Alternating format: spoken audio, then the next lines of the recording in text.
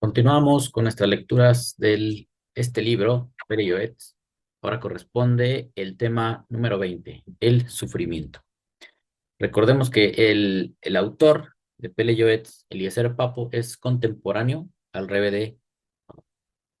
Tenemos por acá la fecha, el Rebbe era de 1745 a 1812, me parece.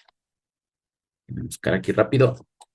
Eliezer Papo vivió del 1785 al 1828. ¿Qué objetivo perseguimos con estas lecturas? Conocer el judaísmo, ya que en nuestro tiempo, para muchos que alguna vez estudiamos el cristianismo y lo dejamos,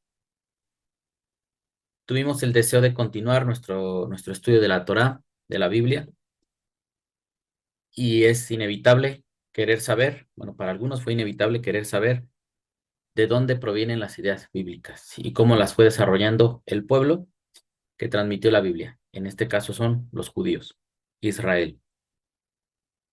Y dentro de su creencia, su conocimiento, se originaron toda serie de prácticas, de tradiciones, a través de las cuales ellos implementaban en su día a día el conocimiento bíblico. A muchos se nos pudo ocurrir en algún momento, cuando descubrimos este mundo de la Torá, pensar en la conversión al judaísmo. Y después de ir investigando algunos aspectos, decidimos, bueno, al menos yo, por el momento decido no, que no tiene que ver con una conversión al judaísmo. Otros sí van a tomar ese camino. Independientemente de la decisión, considero que corresponde que estudiemos lo mejor posible el judaísmo, porque aunque no seamos conversos, mucha de su moral, de su ética, la podemos aprender, porque a final de cuentas somos estudiantes de la Biblia, de la Torá, y queremos nutrirnos espiritualmente de su mensaje. Así que, en este caso, uno de los suscriptores, Daniel Akiva, que le mando un saludo pues muy atento, ya que él nos recomendó este libro. Ya lo había escuchado yo, pero nunca lo había traído a lecturas. Vamos a continuar con el ritmo, ¿no? Vamos en el número 20 para que estemos mejor informados. Eliezer Papo fue un rabino que, bueno, sí siguió la tradición, pero también tenía su parte de cabalista. Y ahora que estamos estudiando el Tania, es ahí donde vemos el lenguaje tan sofisticado que luego pueden llegar a implementar los rabinos, cómo lo trasladas a la vida común. Ahí puede ser una dificultad que tengamos. Y Eliezer Papo es lo que hace. Estas lecturas son muy sencillas, no son tan técnicas, ¿no? Como la del Tania o los libros de Arizal, que son más complicados. Esto trata de traer ese conocimiento espiritual a la vida común del judío. Así que vamos a ver este tema, el sufrimiento, pero en un sentido de no causar el sufrimiento a los semejantes. Es el mensaje, solamente que el tema nada más dice onaa, que es la palabra sufrimiento. Vamos a ver qué dice en este capítulo, en este tema. Ah, y una cosa más, recordemos que todos estos apartados comienzan con la letra Aleph, como usted puede ver en la pantalla. Aleph son temas, digamos, teológicos de la vida judía que están ordenados alfabéticamente. Después viene otro, terminando Onés. Le llama acá situaciones de fuerza mayor y concluye el apartado de la letra Aleph y va a iniciar la letra Bet. Y el primer tema de la letra Bet son las verajot, las bendiciones. Ese es su método de estudio de Eliezer Papo a través de este libro. Seguimos, más bien iniciamos el engaño en el comercio, o sea, causarle sufrimiento a la gente a través de comerciar, ¿no? O de engañar, defraudar. Principalmente la palabra onada significa eso, ¿no? Engaño, defraudamiento o causar fraude. Y eso es algo que lastima a la otra persona. El engaño en el comercio incluye otra prohibición, además de la del robo. La prohibición de onaa, no habrán de engañar. Los ignorantes se desentienden de esta prohibición, llamando al engaño astucia y perspicacia. Mas esto provoca que la pobreza se intensifique en el mundo. Como dijo el profeta, el que hace riqueza ilícita, en la mitad de sus días, ésta lo abandonará. La palabra de Dios en sus profetas es verdadera. Y si vemos que una palabra comete iniquidad y su riqueza, ay, pero ya me equivoqué. Y si vemos que una persona comete iniquidad y su riqueza se mantiene, seguro que le es guardada para su propio detrimento. Sin ninguna duda, al final esa riqueza terminará destruyendo. Aquí tenemos una nota al pie de página que nos dice la palabra onaa, que corresponde al título original de este capítulo en hebreo, proviene del verbo lejonot, que significa causar sufrimiento. Como explica el autor en estos párrafos, la prohibición de onaa se divide en dos clases. Onaat mamón, causar sufrimiento a través del comercio, como consecuencia del comercio engañoso.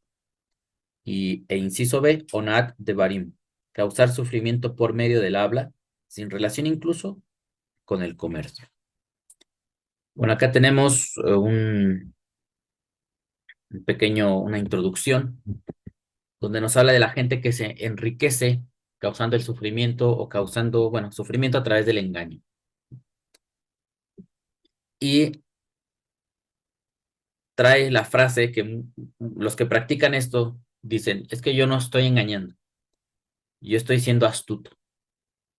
Lo que pasa es que yo estoy aplicando unas técnicas de mercado que me están permitiendo generar mayores ingresos, pero esa persona que se está enriqueciendo de esa manera nunca va a aceptar, si lo está haciendo, que está engañando, que está defraudando. Y sabemos en nuestro tiempo, yo creo que todos lo hemos vivido y vemos que eso se hace comúnmente, eh, es engañar a la gente. Una de las razones principales es para ganar dinero. En todas las situaciones de la vida lo vemos, vamos al mercado y en el puesto de verduras ponen hasta el frente las más bonitas, las más atractivas, las que están en mejor estado, frutas y verduras. Y es una pila grande y desciende hacia atrás, hacia donde está el vendedor. Y tú piensas que todo el producto es igual. Entonces, dame 1 kilo, dame 2 kilos. Te ponen una bolsa, te las llevas y cuando llegas a tu casa, no es de la misma fruta o verdura que tú veías exhibida, sino está en mal estado. Entonces ahí la gente está ganando dinero con astucia, engañando a la gente, haciéndole creer que está vendiendo un producto en buen estado, mientras que ellos te dan uno en mal estado. Lo más correcto es decir, mire, tengo producto de esta calidad, cuesta tanto, y tengo un producto de esta calidad que cuesta tanto. Usted elija, eso es ser honesto. Pero no, los comerciantes en las naciones principalmente, pero no vamos a autoengañarnos. Si lo está diciendo el Rebe para una comunidad judía, es porque ellos también lo hacían. Esto es como un defecto humano. Seguimos. Habla de que el que hace riqueza ilícita en la mitad de sus días, ésta lo abandonará. Pero eso no siempre sucede. Por eso agrega la segunda frase. Bueno, habrá unos que tal vez en sus días no lo experimenten, o ya sea al final, o a lo mejor sus hijos son los que van a ver la destrucción, las consecuencias de haber hecho la riqueza así. Y para ya no repetir tanto el tema, porque constantemente yo lo digo, sabemos cuánta gente poderosa en nuestros países se ha hecho de esas riquezas tan inmensas por actuar indebidamente, por ocupar cargos públicos, se meten en la política y comienzan a engañar, a robar, a defraudar, y de la noche a la mañana se vuelven multimillonarios. Todo ese dinero es mal habido, es dinero ilícito. Y las personas que estudiamos la Torá, que tratamos de aprender su mensaje y conducir nuestra vida con sus principios, no podríamos, o sea, no correspondería que nuestra vida se fundamente en estas prácticas. Debemos alejarnos a como dé lugar de ganar así el dinero, de ganar así la riqueza, haciendo engaño, haciendo sufrir a otros. Y usted me pregunta, ¿y en qué sufre la gente? Pues vea nada más los niveles de pobreza que hay en nuestros países, la desigualdad. Mientras unos son excesivamente ricos, hay gente que hoy se va a ir a comer, se va a ir a dormir sin comer. Si acaso le va a ir, le dará a sus hijos y luego no puede él comer nada. Entonces la gente está sufriendo. Hay una gran parte de las poblaciones que están sufriendo por el engaño, por el fraude que cometen muchos, o unos pocos más bien, unos pocos que están en las esferas altas, le causan sufrimiento a los de abajo. Seguimos. Esta es la regla general en relación con la prohibición del engaño.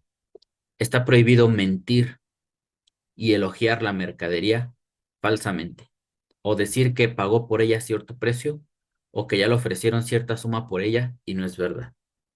Fíjense, todas estas prácticas las ataca el Rebe, o más bien el rabino, este no es el Rebe, es el rabino, Eliezer,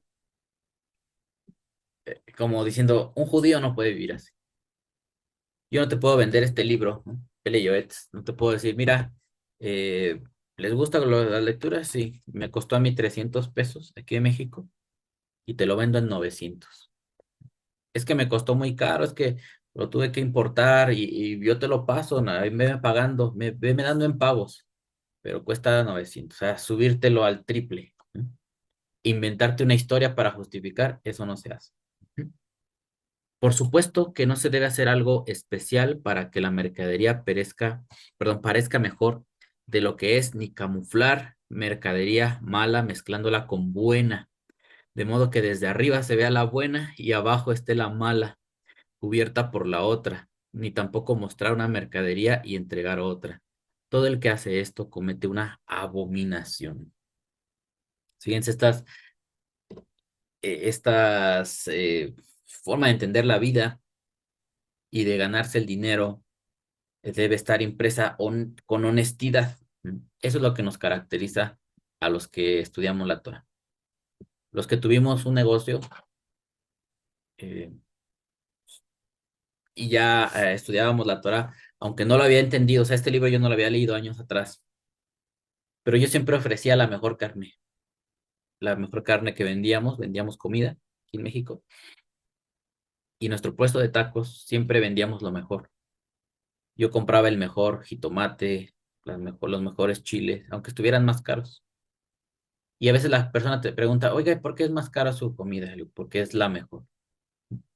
Está preparada de la manera más higiénica y la carne es de la mejor calidad. O sea, yo no te traigo la que ya está echándose a perder o la que ya tienen rezagada de muchos meses para que a mí me salga barato y yo te lo ofrezco como un producto bueno y fresco. Y es lo que muchos hacen. Entonces, eso no puede ser que un comerciante, aprovechándose de la ignorancia del comprador, del cliente, él genere una ganancia desmedida ofreciendo un producto muy barato que no vale lo que está cobrando. Dice, todo el que hace esto comete una abominación. Y trae el mismo ejemplo que yo les ponía, ¿no? El de las verduras. Pone las más bonitas encima y la gente piensa, ah, mira, qué bonita fruta. ¿Cuánto cuesta? No, pues tanto. Yo lo pago porque está muy bonita. Y cuando llegas a tu casa y revisas, unas ya están podridas, unas incluso con gusanos, otras están maltratadas y no tiene nada que ver con la que tuviste. Continuamos. Y no es necesario decir que si engaña en la medida, el peso, etcétera, es denominado engañoso, odiado, detestable. condenado y abominable. Y es más grave el castigo que recibe la persona por el engaño en las medidas que el castigo que recibe por la inmoralidad sexual. Aquí nos da una cita del Tratado de Yevamot, donde es 21a, donde hablan de este tema. Dentro de su desarrollo, nos pone esta frase que dice, y es más grave el castigo que recibe la persona por el engaño en las medidas que el castigo que recibe por la inmoralidad sexual. Bueno, aquí hay que ser muy precavidos y no hay que autoengañarnos. No está diciendo, pues como yo soy un comerciante honesto, eh, me puedo ir a cometer actos indebidos, ¿no? Inmoralidad sexual, porque al cabo no es tan grave. No, sí es grave. Solamente está diciendo que lo otro es más grave, no que se te disculpa, porque hay gente que así razona.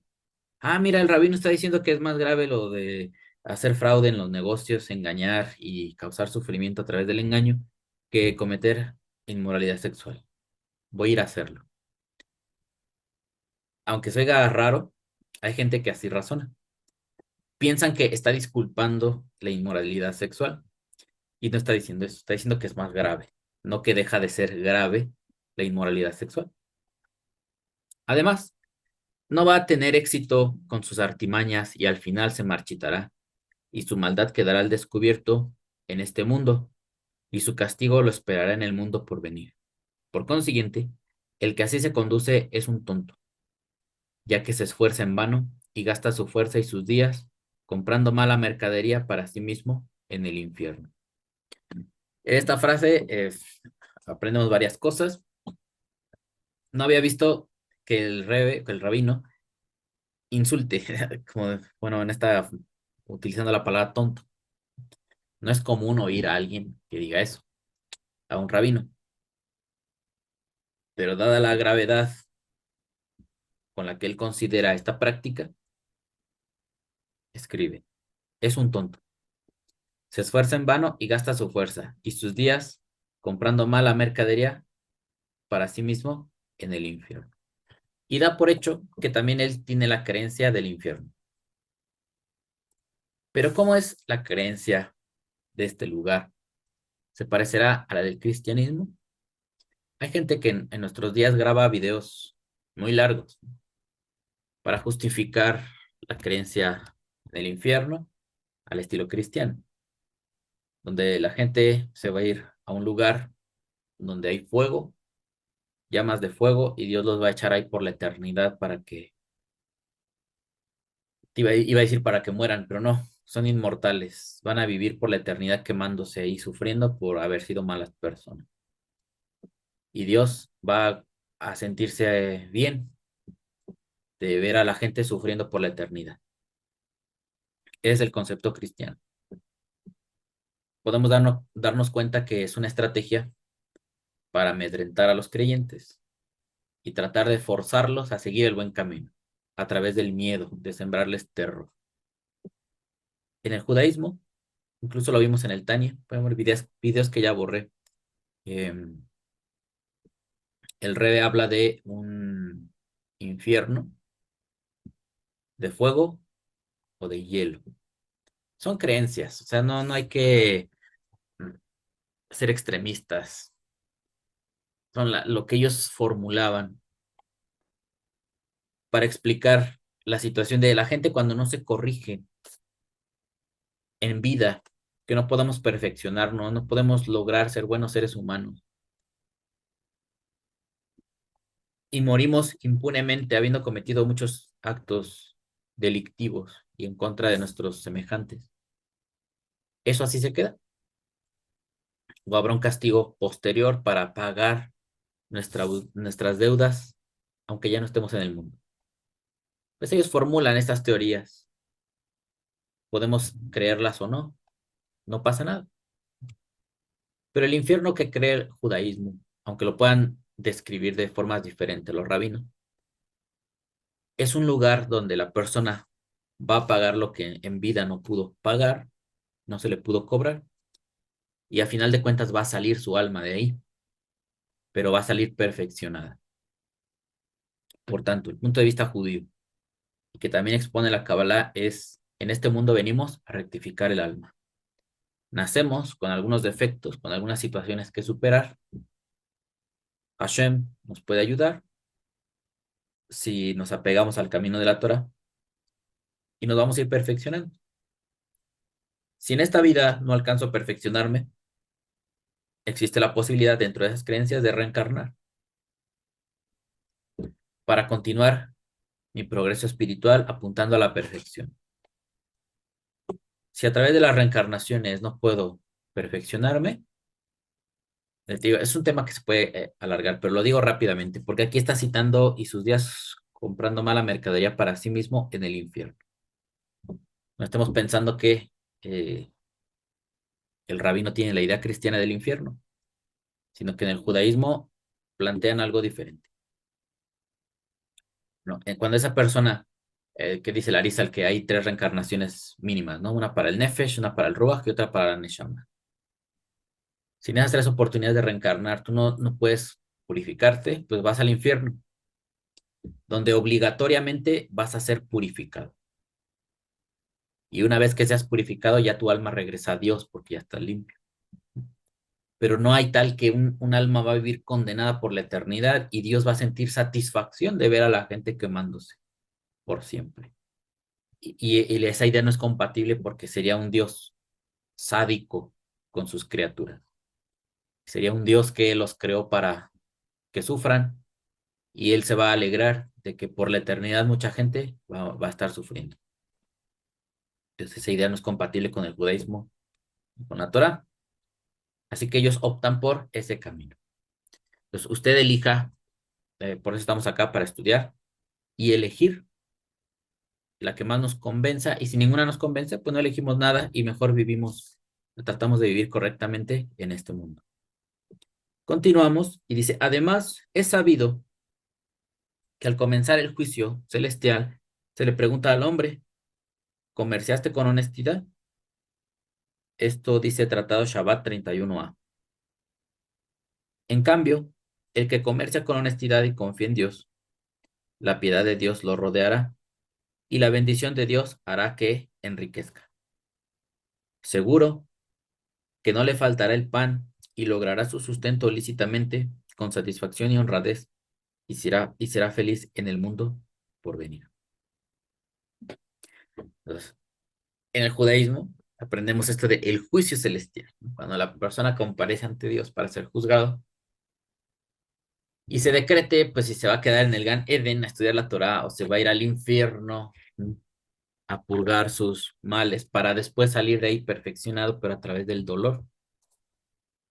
Esa es la creencia judía. Entonces se nos va a preguntar si cuando comerciamos lo hicimos ilícitamente.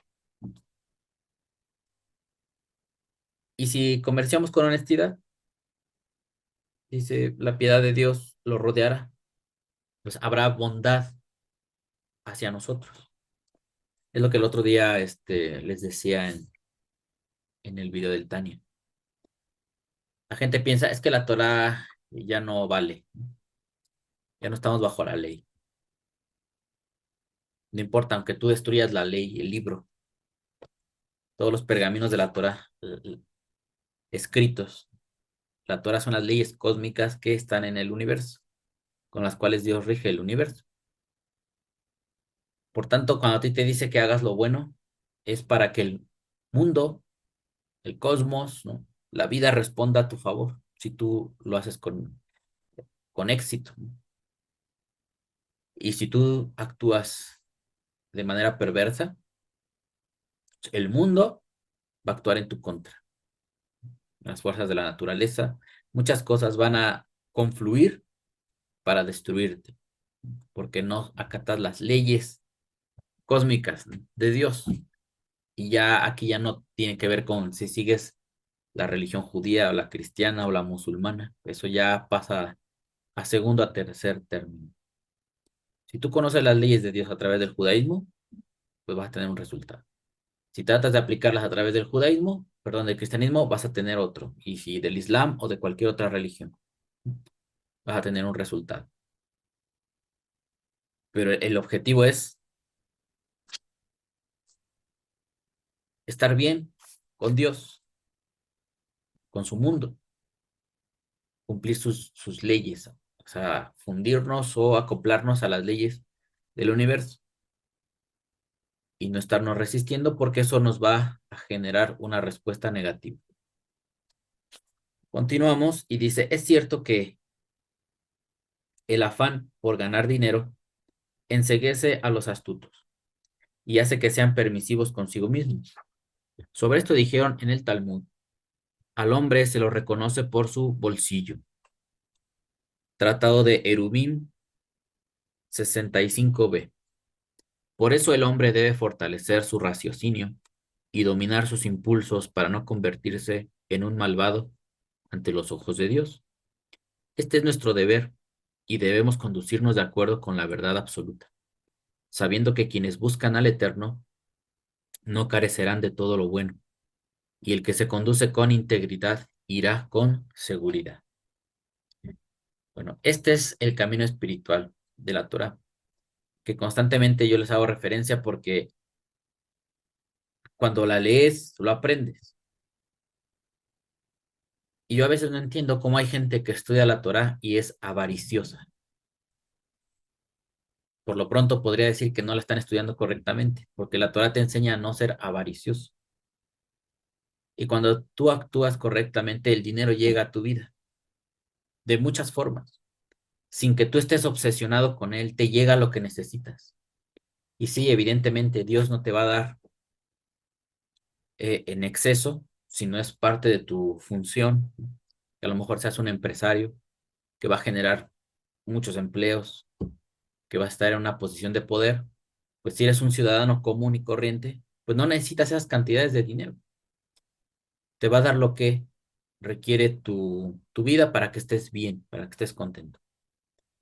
Por eso dice acá que hay que cuidarse de no caer en esa situación con el dinero, como dice acá. Es cierto que el afán por ganar dinero enceguece a los astutos y hace que sean permisivos consigo mismos.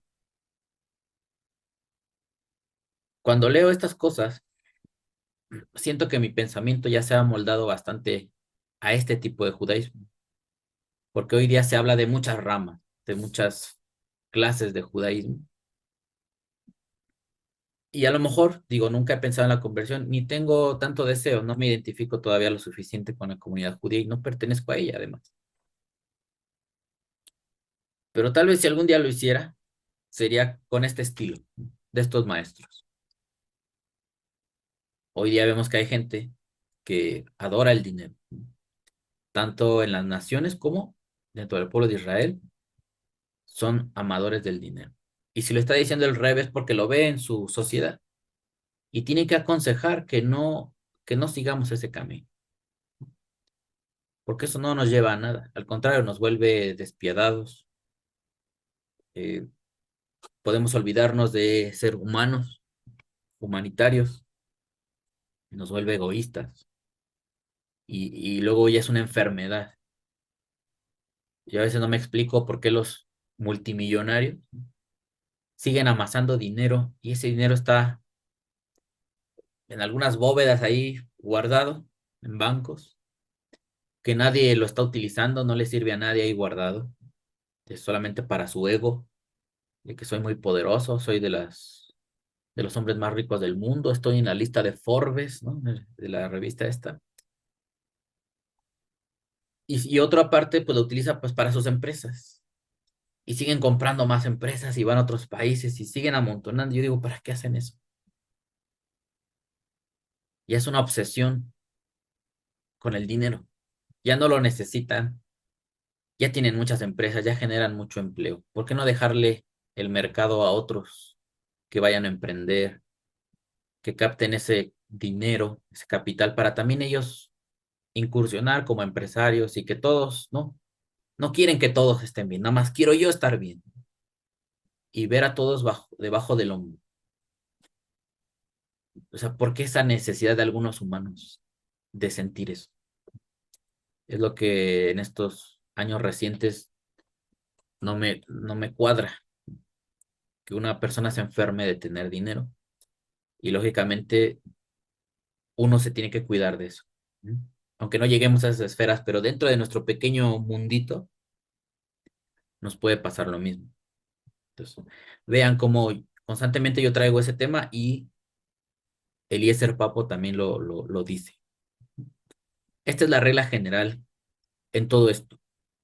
Pues el hombre desea el dinero y lo codicia, y su instinto lo impulsa a rebelarse y encontrar 49 razones por las cuales se puede considerar puro a un reptil, que en realidad es impuro. Dice acá una nota al pie de página. El instinto del mal nos da en ocasiones inteligencia y sagacidad, no solo para justificar las cosas negativas que hacemos, sino también para encontrar múltiples maneras de poder permitirnos hacer lo que está prohibido. Y muchas veces incluso nos convence de que el realizar la acción prohibida constituye una mitzvah. Sí, porque la gente cuando ya se enferma de dinero, dice, pues voy a incursionar en las drogas. Pues las drogas, las plantas, por ejemplo, la marihuana, pues es una planta que Diosito creó. Y yo tengo grandes tierras, la puedo plantar y la vendo. No estoy haciendo nada mal. Y él mismo autojustificarse, pero sabe que vender ese producto genera una problemática de delincuencia, de violencia, de narcotráfico. Entonces, ¿cómo te vas a involucrar en eso? Aunque es una planta que Dios creó. Es lo que está diciendo acá, ¿no? Esta es la regla general en todo esto. Pues el hombre desea el dinero y lo codicia, y su instinto lo impulsa a rebelarse y encontrar 49 razones por las cuales se puede considerar puro a un reptil. O sea, buscar la forma de justificarse para decir, no es que no estoy haciendo nada malo. Pues tal vez no sería malo siempre y cuando los gobiernos lo legislen para que la venta de ese producto no cause ese daño en las sociedades, como es el narcotráfico y el asesinato, la delincuencia.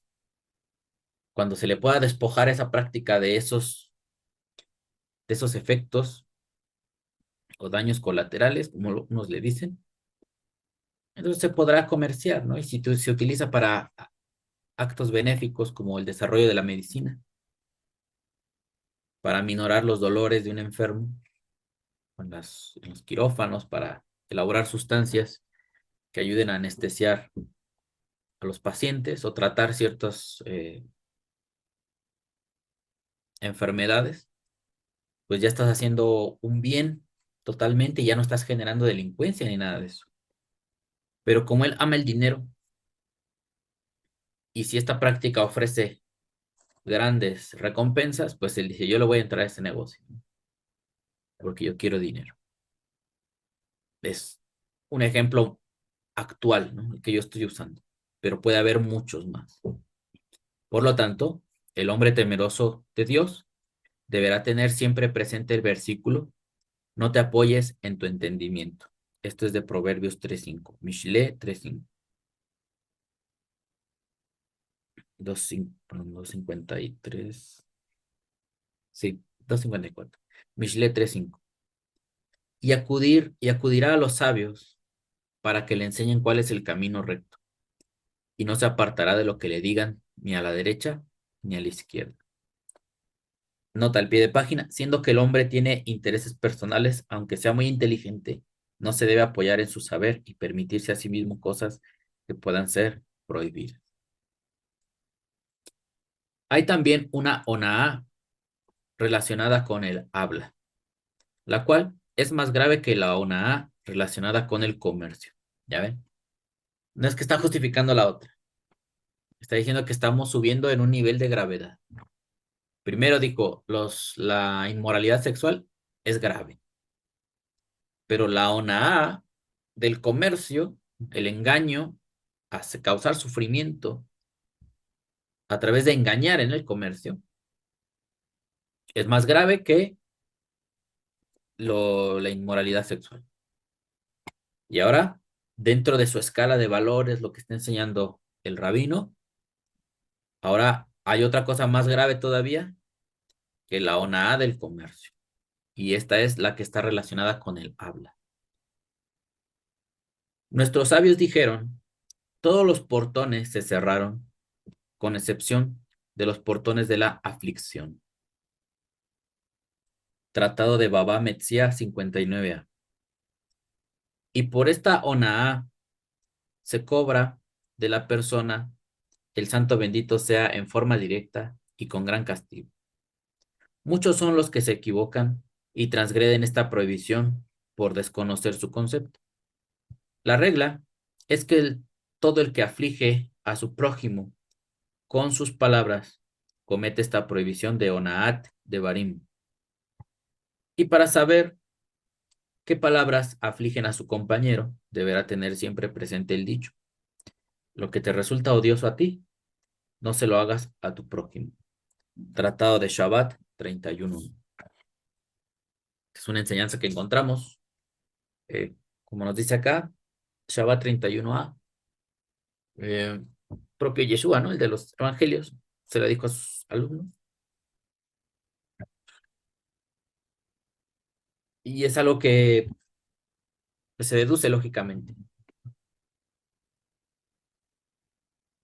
Las cosas que a mí me hacen daño, que a mí me molestan, que a mí me hacen sufrir, que me defraudan, ¿por qué las hago a los demás?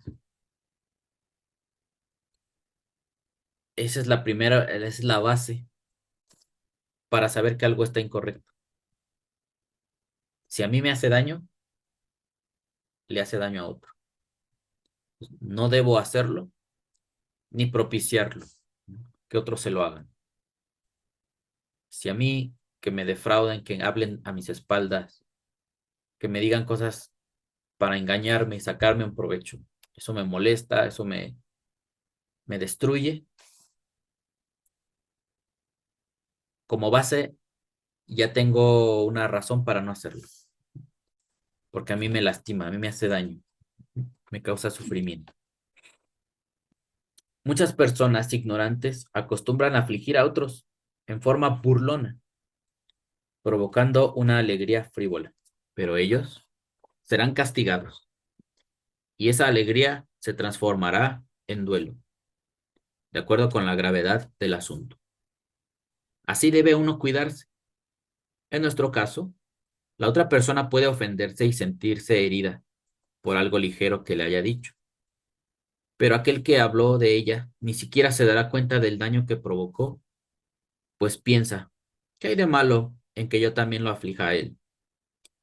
La razón está conmigo, pues él primero me hizo sentir mal a mí. Y además fue una broma, y él no se molestó por ella, pues es común reírse entre las personas. Y a causa de esto, ni siquiera puede arrepentirse de su mala acción porque no tiene conciencia de que pecó.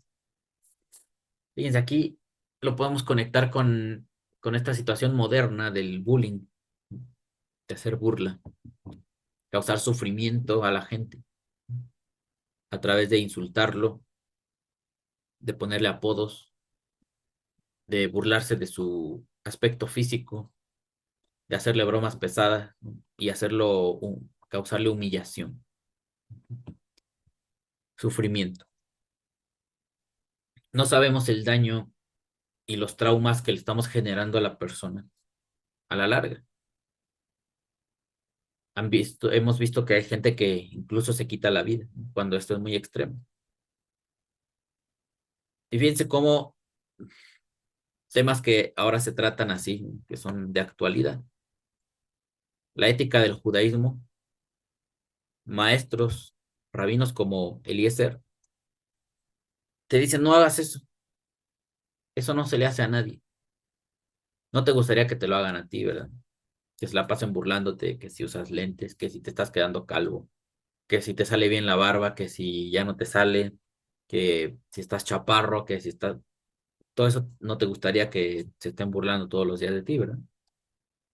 Entonces, ¿por qué propicias las burlas hacia otro de los semejantes? Pues aquí Tal vez si estudiáramos otras disciplinas como la psicología o a lo mejor la psiquiatría, a través de ellas podríamos entender qué clase de enfermedad mental tenemos en caso de que exista esa conducta en nuestra vida, que nos causa satisfacción ver sufrir a otro. ¿Por qué caemos en eso? O sea, ¿por qué llegamos a esa moral tan baja o estado mental e intelectual tan bajo para sentir satisfacción de ver a otro sufrir y llorar? ¿Qué es lo que nos pasó en el cerebro? ¿Qué cosa nos trastornó de esa manera? Y acá, a través de este consejo,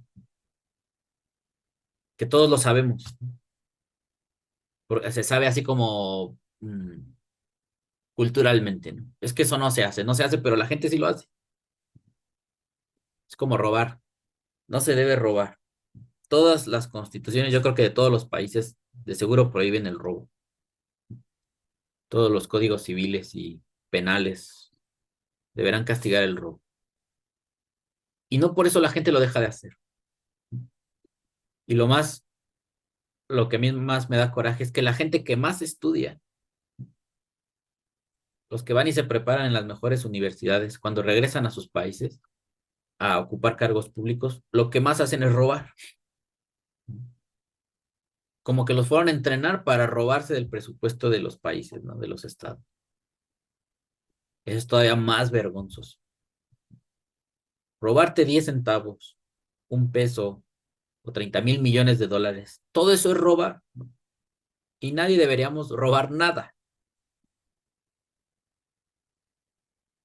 Entonces, ¿cómo hay gente que justifica eso y dice, ah, no pasa nada? ¿No? Pues es que hay mucho dinero en este país. ¿Y qué que haya mucho dinero? No es tuyo.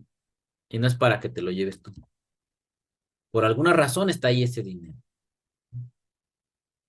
No para que te lo lleves injustificadamente. Y es lo que está diciendo acá. La gente que practica esto de hacer daño con su lengua, de humillar, de hacer sufrir a otros, de acuerdo con la gravedad del asunto, así debe uno cuidarse. En nuestro caso, la otra persona puede ofenderse y sentirse herida por algo ligero que le hayan dicho, pero aquel que habló de ella ni siquiera se dará cuenta del daño que provocó, pues piensa, ¿qué hay de malo en que yo también lo aflija a él? La razón está conmigo, pues él primero me hizo sentir mal a mí. Y además fue una broma, y él no se molestó por ella, pues es común reírse entre las personas. Cuando estamos en grupo, sobre todo en los trabajos, surgen estas situaciones de hacer un comentario ahí, pues para bromear, para pasar el rato. Pero uno sabe cuando las cosas se hacen precisamente por una broma noble, inocente, para causar un momento de alegría, y cuando alguien las hace para destruir al otro, para humillarlo y avergonzarlo. Entonces, uno debe saber, ¿no?, con qué intención está haciendo las cosas y evitar propiciar momentos donde otros tal vez no tengan esa consideración y se le vayan con todo, ¿no? A esa persona a la que ya la agarraron de piñata para estarla golpeando todo el tiempo. No sabemos qué daño le estemos causando. Por tanto, eso no se debe hacer. Continuamos. Sin embargo, debemos saber, no está permitido afligir a otra persona con palabras, incluso al que le causó daño, salvo que se trate de una reprimenda motivada por el amor. O sea, aunque alguien me haya insultado y humillado con sus palabras, ni siquiera eso justifica que ahora yo busque la manera de humillarlo a él de regreso, de devolvérselo. ¿Qué tal si yo soy más fuerte y lo supero? Pero cuando yo haga la humillación a él, él sí cae a niveles de depresión que yo ni me imagino, ¿no?, con lo que le voy a decir. Se puede reprimir a alguien con cierta dureza, como dice acá, salvo que se trate de una reprimenda motivada por el amor. A lo mejor el padre que aconseja a su hijo y a veces le tiene que hablar duro y exhibirle sus faltas, ¿no? Su pereza, su ignorancia, y sí se va a sentir humillado. O quizá un amigo a otro le hace ver su error y se siente mal, pero la intención es buena. Quiere que recapacite, que se quite del error y que salga adelante. No el otro caso, que es nada más para hacer burla, para hacer escarnio de esa persona y pasar el rato divertido. Allá la intención cambia. Más, si se hace por venganza, se transgrede la prohibición de no te vengarás. Esto está en Sefer Baikra, libro de Levítico 19:18. No vengarse. Y si se aflige al prójimo en forma burlona, resulta que está consiguiendo su alegría a costa de la sangre de un compañero. Eso se llama burla. Y sobre ella fue dicho que en un principio trae sufrimiento y al final exterminio. Tratado de Abodá-Zara 18b. Y en especial, debemos cuidarnos mucho de no afligir mediante la palabra a la esposa, pues sus lágrimas brotan con facilidad. Y siempre debemos tratar de ser agradables con las personas para así ser agradables ante los ojos de Dios. Termina con el asunto de la esposa, lo cual en nuestras sociedades es muy común, que el hombre, pues cuando se molesta, cuando se fastidia, cuando siente que la mujer lo presiona y lo pone en momentos difíciles, le contesta con una mala palabra. Y ellas, pues se ofenden más fácil y lloran en caso de que el hombre haga eso. Esa es una forma también de afligir a alguien mediante las palabras. Y como ya vamos entendiendo, eso no se debe hacer. Hay hombres que son muy respetuosos con todos, pero con su esposa son muy groseros. Vean, si el consejo es de un rabino para una comunidad judía, es porque esos defectos también están presentes en los judíos. ¿Por qué hacer énfasis en esto? Porque nosotros que somos de las naciones, idealizamos a veces a los judíos. No lo estamos atacando, pero a veces pensamos que son la gente más espiritual del universo. Y no, son humanos como nosotros. Tienen defectos iguales que los nuestros, pero también tienen un, una religión, vamos a decirlo así. Tienen un sistema de ética que les ayuda a ser conscientes de esos defectos y combatirlos. Y en el caso de las naciones, aunque también los haya a través de las ciencias, lamentablemente el ciudadano, el hombre común, no se pone a estudiar.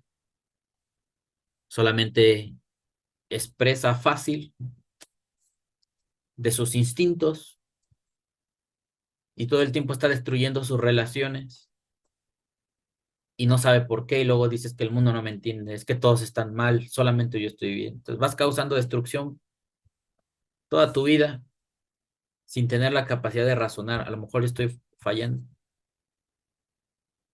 y ves que el mundo se vuelve en tu contra y tú piensas que el que está mal es el mundo. Pues no hay esa capacidad de reflexión en las naciones. No tenemos una Torah que se nos haya dado a nosotros, no, lo aprendemos del judaísmo y es por eso la utilidad. Afortunadamente, algunos que ya llevamos tiempo en esto, hemos ido rectificando nuestra conducta y ya no usamos nuestra boca para hacer daño. Y si llegamos a hacer una pequeña broma, sabemos enfocarla de tal manera que sea pues solamente para causar un chascarrillo y evitar a toda costa herir a la otra, a la persona. No es para herir, sino solamente para causar un poco de risa. Y eso de vez en cuando. Porque si tú lo generas todo el tiempo, te va arrastrando y cuando te das cuenta ya te estás burlando de alguien. Y yo no sé ustedes en sus países, pero aquí los mexicanos somos muy dados a esta práctica de la burla, de cargar pila, le dicen luego, cargar carrilla a las personas. Y luego a veces cuando ya no se aguantan y si se lastiman mucho, luego se dan los golpes, ¿no? Llegan a los golpes de pues, por la humillación que luego se logra o se dejan de hablar. A veces se ventilan cosas personales y con esas cosas personales se hacen burla, entonces más doloroso, más feo. Pues como vean, luego se descontrola la situación y el judaísmo te dice, ¿sabes qué? Eso no lo hagas. Y bueno, amigos, ahí terminaría con esta frase que dice, "Y siempre debemos tratar de ser agradables con las personas, para así ser agradables ante los ojos de Dios". Esta es una de las cosas que he aprendido últimamente, incluso en las oraciones, así lo digo, cuando oro con los hermanos. Siempre digo que nuestro esfuerzo espiritual logre que estemos bien delante de los hombres y principalmente delante de Dios. Si somos gente de bien, que los que están a nuestro alrededor lo reconocen y no tienen nada que decir en nuestra contra, vamos por buen camino. O sea, es decir, que es evidente. No que necesitamos los aplausos de la gente para saber que estamos bien, sino que llevamos una vida tranquila, buena, enfocada al bien, y eso nos evita conflictos con la gente alrededor, vamos bien.